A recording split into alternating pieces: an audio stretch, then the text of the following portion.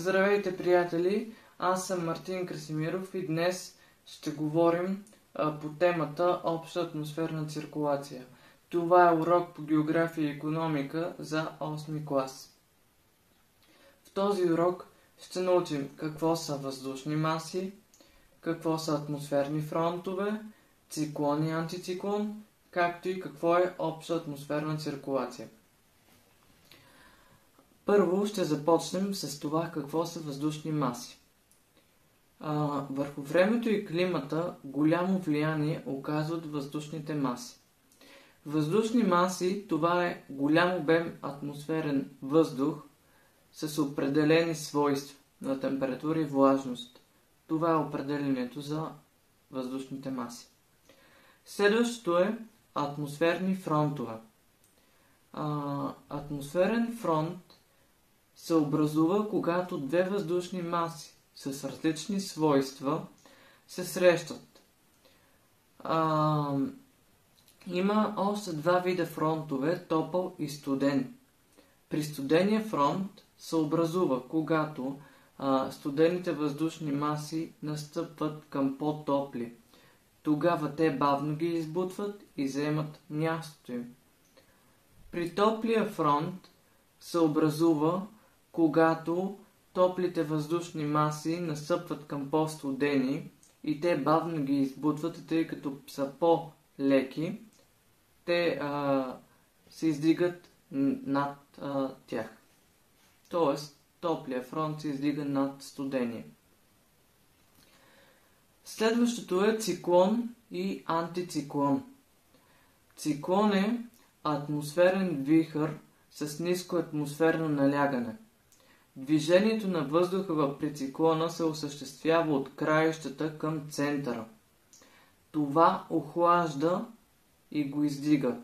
По този начин се формират валежите и облаците.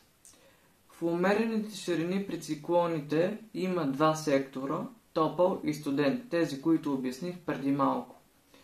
Прехода от един към друг причинява резките промени във времето.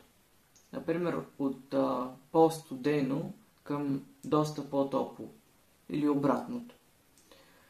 При антициклоните нещата се осъществяват малко по-различно.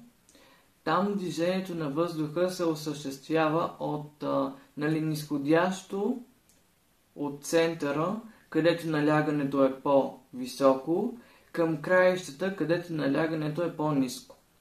За антициклона е типично слънчево и топло време.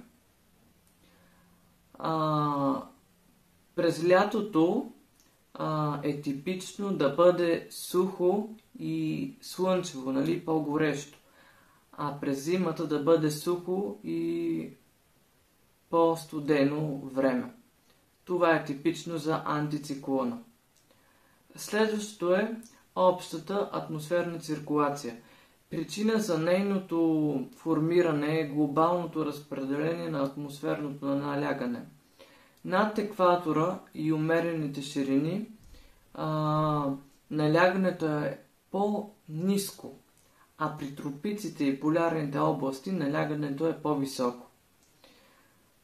Това води до образуването на три главни циркулационни зони, където преобладаващите при тях ветрове са зонални. В зоната на пасатните циркулации духат пасати, а в зоната на западните ветрове в умерените ширини, там се осъществява, циркулацията осъществява при циклон и антициклон.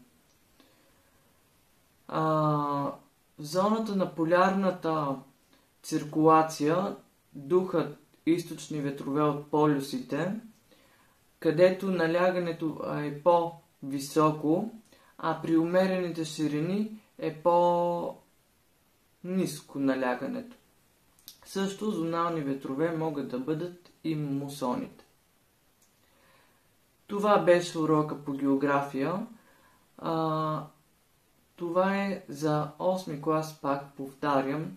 В случай, че искат да ви изпитат на някои от уроците, може да изгледате видеото и да ви послужи за да ви изпитате и да изкарате по-добра оценка. План на урока може да намерите в описанието, за да си го препишете, ако не сте. И ако сте изгледали видеото, благодаря ви за отделеното внимание. Следващото видео го очаквайте много скоро. Чао!